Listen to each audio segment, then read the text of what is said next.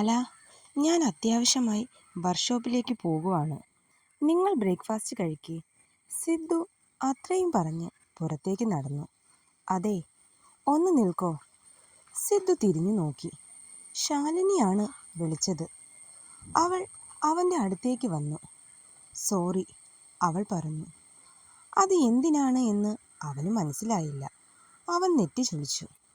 എന്താന്ന് വെച്ചാൽ അന്ന് ബാലയെ സങ്കടപ്പെടുത്താൻ വേണ്ടിയാണ് മധുമതിയെയും നിങ്ങളെയും കുറിച്ച് ബാലയോട് പറഞ്ഞത്. പക്ഷേ ഞാൻ ആ പറഞ്ഞതൊക്കെ തെറ്റാണ് എന്ന് മനസ്സിലായി. അതുകൊണ്ട് നിങ്ങളോട് എല്ലാത്തിനും നേരിൽ കണ്ട് സോറി പറയാൻ വേണ്ടിയാണ് ഇങ്ങോട്ട് വന്നത്. എങ്കിൽ ശരി, ഞാനും പോകുവാണ്, ശാലിനി പറഞ്ഞു.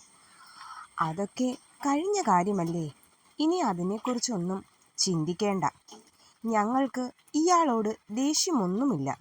പിന്നെ ശാലിനിക്ക് ആവണിയും ശിവാനിയും വിളിക്കുന്നത് പോലെ എന്നെ ഏട്ടാ എന്ന് വിളിക്കാം, അവൻ പറഞ്ഞു.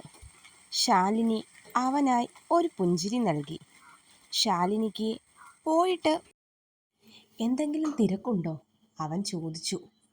ഇല്ല, അവൾ പറഞ്ഞു. എങ്കിൽ പിന്നെ ഇപ്പോഴേ പോകാൻ നിൽക്കണ്ട.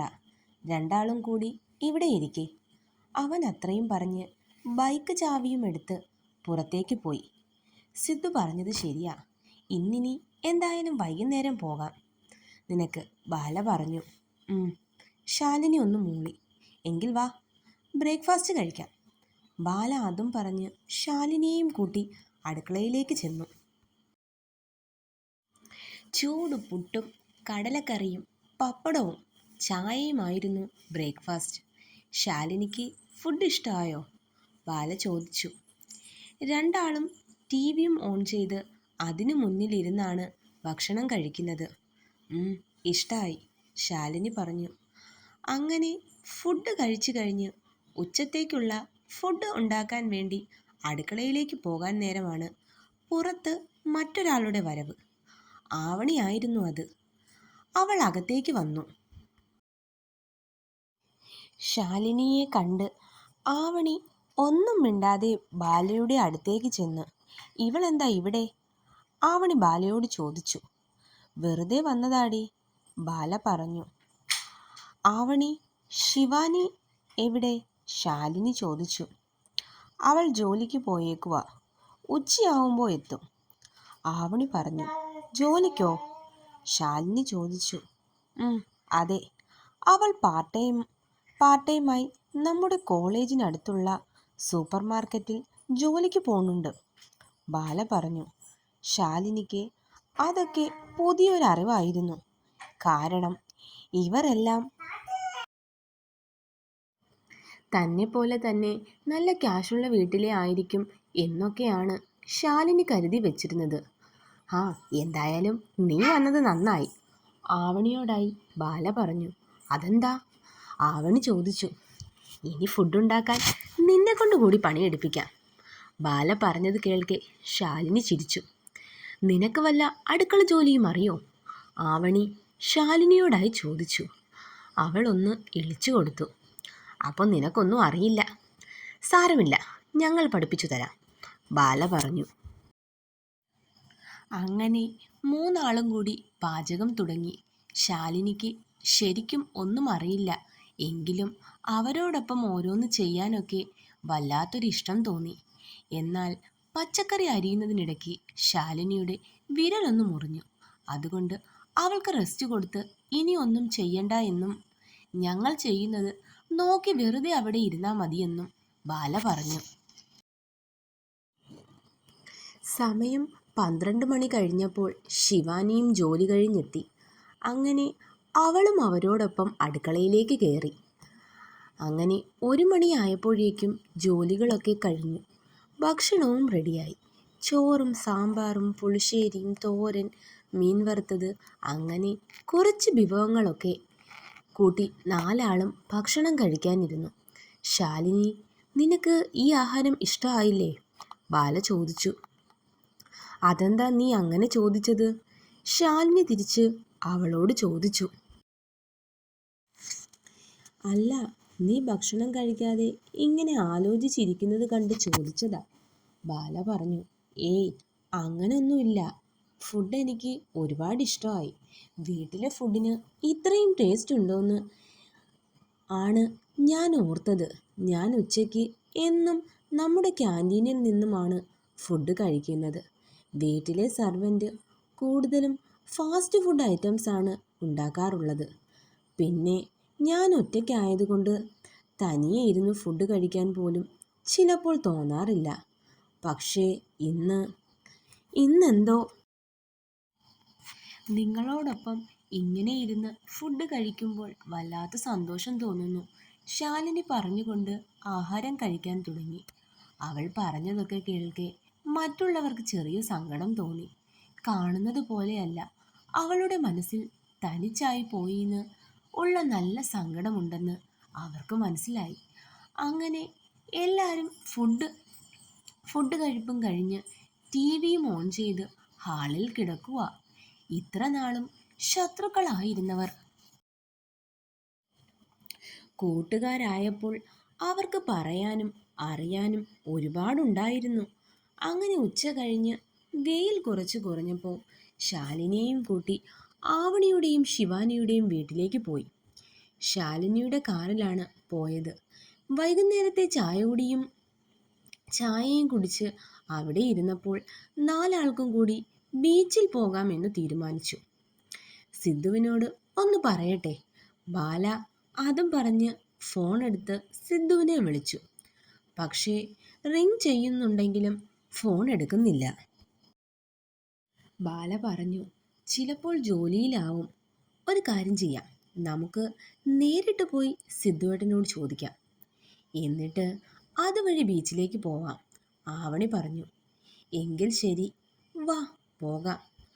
അങ്ങനെ അവർ വർക്ക്ഷോപ്പിലേക്ക് പോയി. ഇതെന്താടാ, വാനരപ്പടകൾ മൊത്തമുണ്ടല്ലോ. വർക്ക്ഷോപ്പിലേക്ക് കയറി വരുന്ന ബാലയെയും ഫ്രണ്ട്സിനെയും കണ്ടാണ് മനു അത് പറഞ്ഞത്.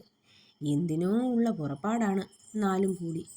അല്ല, കൂട്ടത്തിലേതാ ആ പുതിയ ഒന്ന്? ജിത്തു സിദ്ധുവിനോടായി ചോദിച്ചു. ഇപ്പോൾ വരുമല്ലോ. നീ തന്നെ ചോദിച്ചറിഞ്ഞോ? സിദ്ധു അതും പറഞ്ഞ് അവൻ ചെയ്തിരുന്ന ജോലി തുടർന്നു. ഹായ് ഏട്ടന്മാരെ, എല്ലാവർക്കും സുഖമാണോ? ആവണി അത് ചോദിച്ച് ആദ്യം അങ്ങോട്ടെത്തിയത്. ആ, ഇങ്ങനെയൊക്കെ പോണു, മനു പറഞ്ഞു. ഇതാരാ കൂട്ടത്തിൽ പുതിയത്? ജിത്തു ചോദിച്ചു. ഇത് ശാലിനി, ഞങ്ങളുടെ ക്ലാസ്മേറ്റാണ്, ശിവാനി പറഞ്ഞു. ഞാൻ എത്ര തവണ വിളിച്ചു, നിങ്ങൾക്കൊന്ന് ഫോൺ എടുത്തൂടെ മനുഷ്യ? ബാല സിദ്ധുവിൻ്റെ അടുത്തേക്ക് വന്ന് ചോദിച്ചു. നീ വിളിക്കുന്നത് എന്തെങ്കിലും ആവശ്യമില്ലാത്ത കാര്യത്തിനാവും, അതുകൊണ്ടാണ് ഞാൻ ഫോൺ എടുക്കാഞ്ഞ്, സിദ്ധു പറഞ്ഞു. ബാല അവനെ കണ്ണുരുട്ടി നോക്കി. ഇങ്ങനെ കണ്ണുരുട്ടാതെ കണ്ണെടുത്ത് അകത്തിട്, സിദ്ധു പറഞ്ഞു. അതൊക്കെ പോട്ടെ, നിങ്ങൾ എന്തിനാ ഇങ്ങോട്ട് വന്നത്? സിദ്ധു ചോദിച്ചു. ആ, അത് പിന്നെ ഞങ്ങളൊന്ന് ബീച്ചിൽ പോവാന്ന് വിചാരിച്ചു. അപ്പോൾ അത് നിങ്ങളോട് ഒന്ന് പറയാൻ വേണ്ടി വന്നതാ. പിന്നെ ശാലിനിക്ക് നിങ്ങളെയൊക്കെ ഒന്ന് പരിചയപ്പെടുത്തി കൊടുക്കാമെന്നും വിചാരിച്ചു, ബാല പറഞ്ഞു. അതെയോ, എങ്കിൽ നമുക്ക് പരിചയപ്പെടാം. ഞാൻ ഗോപു എന്ന് വിളിക്കും. അതും പറഞ്ഞ് ഗോപു ശാലിനിക്ക് നേരെ കൈ നീട്ടി. അവളും ഒരു ചെറിയ പുഞ്ചിരി നൽകിക്കൊണ്ട് കൈ കൊടുത്തു. ഇത് കണ്ണൻ, മനു, ജിത്തു, അത് സിദ്ധു. എല്ലാരെയും പരിചയപ്പെട്ടല്ലോ. അപ്പോഴും ഗോപുവിൻ്റെ കൈ ശാലിനിയുടെ കയ്യിൽ ചേർത്ത് പിടിച്ചിട്ടുണ്ട്. ഇവനെന്താ ഇങ്ങനെ? ഞങ്ങളുടെ പേര് പറയാൻ ഞങ്ങൾക്കറിയാം. നീ എന്തിനാടാ അത് പറയുന്നത്? മനു ചോദിച്ചു.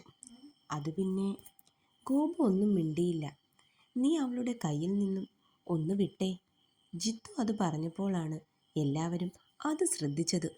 ഗോപു ഒരവിഞ്ഞ ചിരിയും പാസാക്കി കൈയെടുത്ത്. എങ്കിൽ ശരി, നിങ്ങൾ പോയിട്ട് വാ, അധികം ലേറ്റ് ആവരുത്. സന്ധ്യയ്ക്ക് മുമ്പ് എല്ലാവരും വീട്ടിലെത്തിയേക്കണം, സിദ്ധു അല്പം ഗൗരവത്തിൽ പറഞ്ഞു. ബാല മൂളി. സിദ്ധുവേട്ടാ, നിങ്ങളും കൂടെ വരുന്നോ? ഞങ്ങളോടൊപ്പം? ആവണി ചോദിച്ചു. ഏയ് ഇല്ല. സിദ്ധു പറഞ്ഞു പൂർത്തിയാക്കും മുന്നേ ആ ഞങ്ങളും വരുന്നു. എല്ലാവരും ഗോപുവിനെ നോക്കി. നമുക്കും പോകാം. എത്ര നാളായി ബീച്ചിലൊക്കെ ഒന്ന് പോയിട്ട്? ഗോപു പറഞ്ഞു. ഇവന് വട്ടായോ? മനു ചിത്തുവിൻ്റെ അടുത്തായി വന്ന് പതിയെ പറഞ്ഞു. അവന് വട്ടൊന്നുമല്ല, നല്ല തല്ല് കിട്ടാനുള്ള സൂക്കേടാ. ജിത്തു പറഞ്ഞു. എന്താ? മനു ചോദിച്ചു. നമ്മൾ എവിടെയും പോകാൻ വിളിച്ചാ വരാത്തവനാ. ഇപ്പോ ദേ അവർ ഒന്ന് പറഞ്ഞപ്പോഴേ ചാടിത്തുള്ളി പോകാൻ നിൽക്കുന്നു. മനു പറഞ്ഞു. ശാലിനിക്കുട്ടിക്ക് ആങ്ങളമാർ ആരുമില്ലേ? ജിത്തു ചോദിച്ചു. ഇല്ല, ശാലിനി പറഞ്ഞു. ഇവൾ ഒറ്റ മോളാ. പപ്പയും അമ്മയും ദുബായിലാണ്. ആവണി പറഞ്ഞു. ആണോ? ആങ്ങളമാർ ഇല്ലെന്ന് കരുതണ്ട. ഞങ്ങളെയെല്ലാം ശാലിനി ബ്രദേഴ്സായിട്ട് കരുതിക്കോ. ജിത്തു പറഞ്ഞു. ഓ, നശിപ്പിച്ചു. ഗോപു പറഞ്ഞു. എന്താടാ? മനു ഗോപുവിനോട് ചോദിച്ചു. ഒന്നുമില്ല, ഗോപു പറഞ്ഞു. സിദ്ധു, അവർ വിളിച്ചതല്ലേ, നമുക്കും അവരോടൊപ്പം പോകാം. ജിത്തു പറഞ്ഞു. ശരി, എങ്കിലൊരു 10 മിനിറ്റ് ഞങ്ങളും വരാം, സിദ്ധു പറഞ്ഞു. അങ്ങനെ എല്ലാവരും ബീച്ചിലേക്ക് പോകാൻ തീരുമാനിച്ചു. എന്നാൽ വരാൻ പോകുന്ന അപകടത്തെക്കുറിച്ച് അവർ ആരും അപ്പോൾ അറിഞ്ഞിരുന്നില്ല. തുടരും.